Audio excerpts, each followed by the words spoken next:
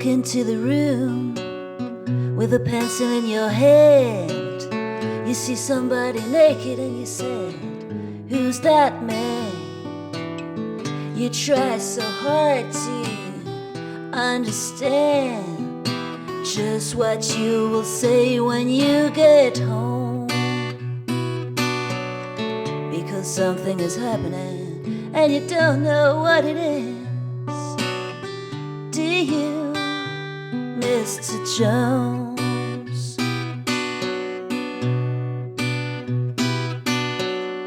You raise up your head and you ask, "Is this where it is?" And somebody points to you and says, "It's his." And you say, "What's mine?" And somebody else says, "Well, what is?" And you say, "Oh my God, am I here all alone?"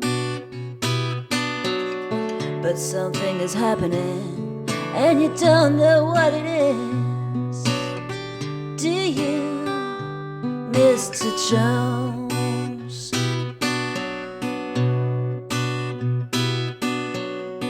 You hand in your ticket and you go watch the geek, who immediately walks up to you when he hears you speak and says, "How does it feel to be such a freak?" And you say, "Impossible," as he hands you a bone. And something is happening here, but you don't know what it is. Do you, Mr. Jones?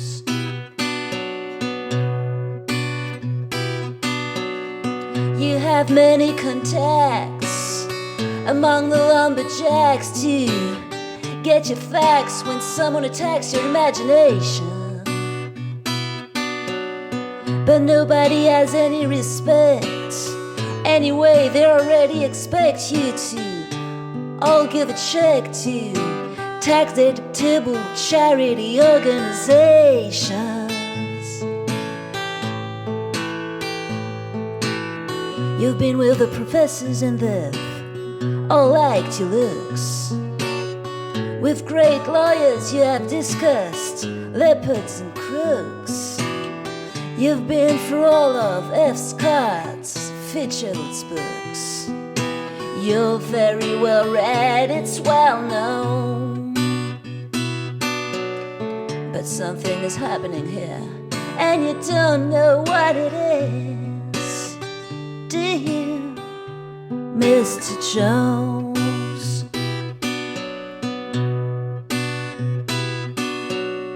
Well, the sword swallower, he comes up to you and then he kneels. He crosses himself and then he cleats his high heels. And without further notice he asks you how it feels.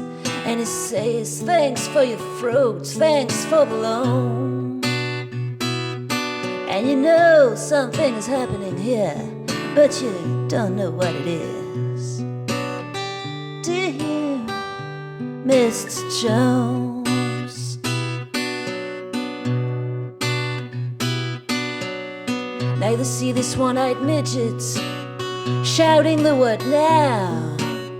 And you say, "For what reason?" And he says, "How?" And you say, "What does this mean?" And he screams back, "You're a cow. Give me some milk or else go home." And you know something is happening, but you don't know what it is. Do you, Mr. Jones?